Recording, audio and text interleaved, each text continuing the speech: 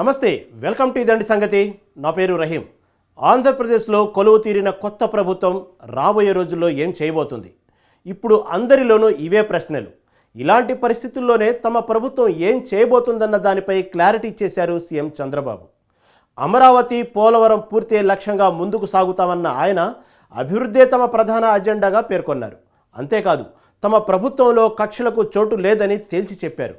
ఇప్పటికే TDP, Janasena, BJP ప్రభుత్వంపై ప్రజల్లో ఎన్నో అంచనాలు నెలకొన్న వేళ చంద్రబాబు వ్యాఖ్యల్ని ఎలా అర్థం చేసుకోవచ్చు? ఇక ఏపీలో పాలన, అభివృద్ధి పరుగులు తీస్తుందా? తమ నాయకులపై దాడులు జరుగుతున్నాయని ఓవైపు వైసీపీ ఆరోపిస్తున్న వేళ రాష్ట్రంలో నెలకొన్న ఉద్రిక్తత పరిస్థితులు చల్లారుతాయా? వయనాడ్, రాయబరేలీ నుంచి పోటీ చేసి గెలుపొందిన కాంగ్రెస్ అగ్రనేత రాహుల్ గాంధీ ఏ నియోజకవర్గాన్ని వదులుకుంటారు? అలా జరిగిన తర్వాత ఆ స్థానం నుంచి ఎవరు పోటీ చేస్తారన్న దానిపై దేశవ్యాప్తంగా చర్చ సాగుతుంది. ఇలాంటి అంశాలపై విశ్లేషణతో వచ్చింది ఇవాళ ఇదండి సంగతి కార్యక్రమం.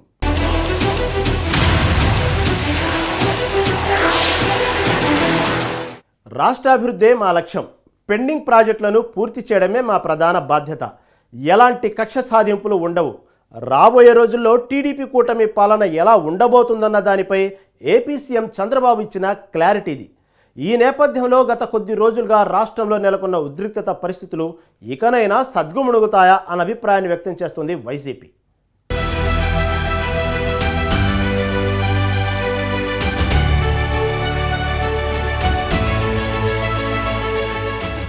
ఆంధ్రప్రదేశ్లో నూతన ప్రభుత్వం కొలువు తీరింది. టీడీపీ, జనసేన, బీజేపీ పార్టీలు కలిసి సంయుక్తంగా ప్రభుత్వాన్ని ఏర్పాటు చేశాయి. సీఎంగా చంద్రబాబు నాయుడు, మంత్రులుగా మొత్తం 24 మంది ప్రమాణ స్వీకారం చేశారు.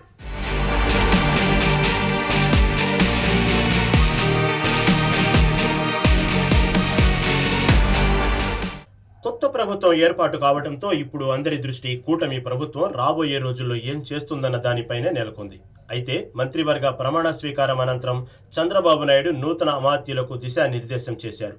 ఈ క్రమంలోనే రాబోయే రోజుల్లో వివిధ అంశాలపై శ్వేతపత్రాలు విడుదల చేయనున్నట్లు చెప్పారన్న ప్రచారం సాగుతోంది. గత ప్రభుత్వ హయాంలో ప్రధానమైన రంగాల వారీగా వేటికి ఎంత ఖర్చు చేశారు, ఇందులో ఏమైనా సమస్యలు, ఇబ్బందులు, అవకతవకలు ఉన్నాయా అన్న అంశాలను ప్రజల ముందు ఉంచనున్నారు. తద్వారా వైసీపీ పాలనకు భిన్నంగా తామేం చేయబోతుంది ప్రజలకు వివరించాలన్న ఆలోచనలు టీడీపీ నేతృత్వంలోని కూటమి ప్రభుత్వం ఉన్నట్లుగా తెలుస్తోంది.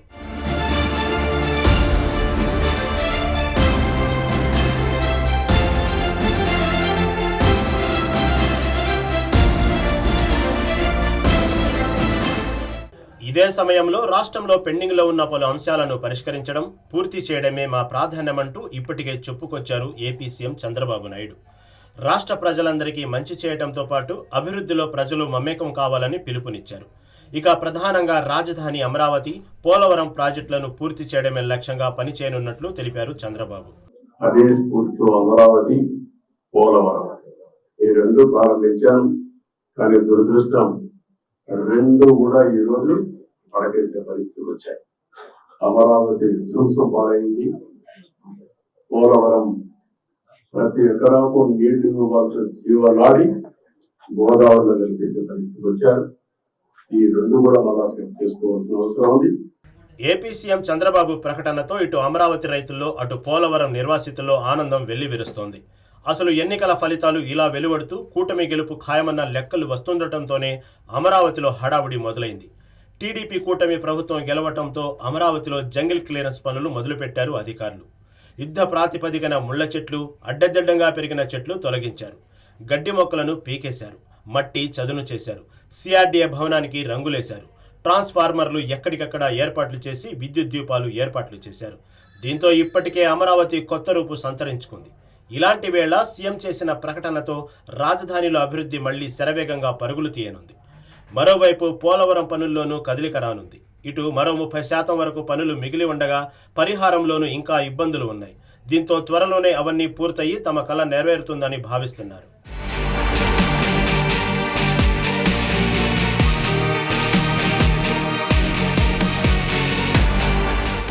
అటు తమ ప్రభుత్వంలో కక్ష సాధింపులు ఉండవని ప్రకటించారు సీఎం చంద్రబాబు. రాష్ట్రంలో ప్రజాపాలన ప్రారంభమైందన్న ఆయన నేరస్తులను మాత్రం సహించేది లేదంటూ వార్నింగ్ ఇచ్చారు. తిరుమల తిరుపతి దేవస్థానంతోనే ప్రారంభంగా ప్రసాద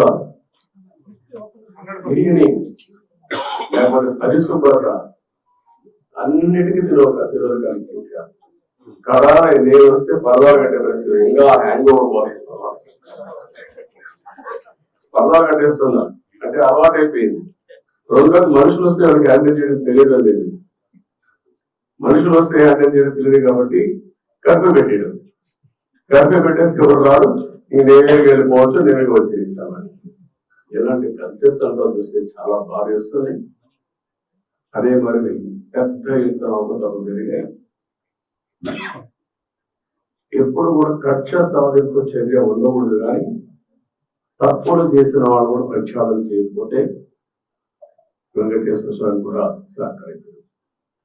దేవుడు కూడా చెప్పింది రేపు మంచి వాళ్ళని కాపాడుకోవాలి, చెడు వ్యక్తుల్ని శిక్షించాలి, సమాజాన్ని కాపాడాలి. మరోవైపు ఇప్పటికే రాష్ట్రంలో వైసీపీ శ్రేణులపై ప్రభుత్వ ఆస్తులపై దాడులు జరుగుతున్నాయని, అది టీడీపీ జనసేన నాయకుల పనేనని ఆరోపిస్తున్నారు వైసీపీ నేతలు. ఇదే అంశంపై రాష్ట్రపతి ద్రౌపది ముర్ము ప్రధాని నరేంద్ర మోదీకి ఫిర్యాదు చేసినట్లు తెలిపారు వైసీపీ రాజ్యసభ సభ్యుడు వైవి సుబ్బారెడ్డి. ఎందుకంటే లోగడ 2014 నుంచి 19 వరకు అధికారంలో ఉన్నప్పుడు ఇదే విధంగా పాలన సాగించారు చంద్రబాబు నాయుడు గారు ఆధ్వర్యంలో. అప్పుడు ఎన్డీఏ 3 పార్టీలు పాలన కొనసాగించారు. ఇప్పుడు మళ్ళా అధికారంలోకి వచ్చిన వారం రోజులకే, అంటే ప్రమాణ స్వీకారానికి ముందే ఒక ప్లాన్తో రాష్ట్ర వ్యాప్తంగా వైఎస్ఆర్ కాంగ్రెస్ పార్టీ కార్యకర్తలపై, నాయకులపై, వైఎస్ఆర్ కాంగ్రెస్ పార్టీ నాయకుల ఆస్తులపై దాడులు చేయటం దారుణంగా పరిస్థితులు ఉన్నాయి. మరి కొన్ని జిల్లాల్లో అయితే పోలీసుల సమక్షంలోనే కార్యకర్తలు, నాయకులపై దాడులు చేస్తుంటే కూడా పోలీసులు కేవలం సోద్యం చూస్తున్నట్టున్న పరిస్థితులు కూడా కొన్ని ఉన్నాయి. అవి కూడా మీకు క్లిప్పింగ్స్ అన్నీ కూడా మీకు ఇస్తాం. అన్ని జిల్లాల్లో ఎక్కడెక్కడైతే వాళ్ళు గూండాయిజం చలాయిస్తున్నారో ఆ జిల్లాలన్నిట్లో, మరీ ముఖ్యంగా గుంటూరు జిల్లాలో, నరసరావుపేట జిల్లాలో, గుంటూరు జిల్లాలో, పశ్చిమ గోదావరి జిల్లా, ఏలూరులో వాళ్ళ దాడులు తట్టుకోలేక సుమారుగా దాదాపు 2-3 వైఎస్ఆర్ పార్టీ కాంగ్రెస్ కార్యకర్తలు చనిపోవడం జరిగింది. దాడులు తట్టుకోలేక సూసైడ్ చేసుకోవడం కానివ్వండి, వాళ్ళ దాడుల వల్ల కానివ్వండి. ఏది పోలింగ్ అయిపోయిన రోజు నుంచి ఈ 7 రోజుల్లోనే ఎక్కడా కూడా పోలీస్ స్టేషన్లో పోతే కేసులు బుక్ చేసే పరిస్థితి కూడా లేదు రాష్ట్రంలో. అటు టీడీపీ నాయకులు మాత్రం తమ శ్రేణులపైనే దాడులు జరుగుతున్నాయని ప్రత్యారోపణలు చేస్తున్నారు. అయితే ప్రభుత్వాలు మారిన నేపథ్యంలో ఇలా దాడులు, ప్రతి దాడులు సరికాదని, శాంతియుత వాతావరణం రాష్ట్రంలో నెలకొనేలా కొత్త ప్రభుత్వం చూడాలని సూచిస్తున్నారు రాజకీయ విశ్లేషకులు.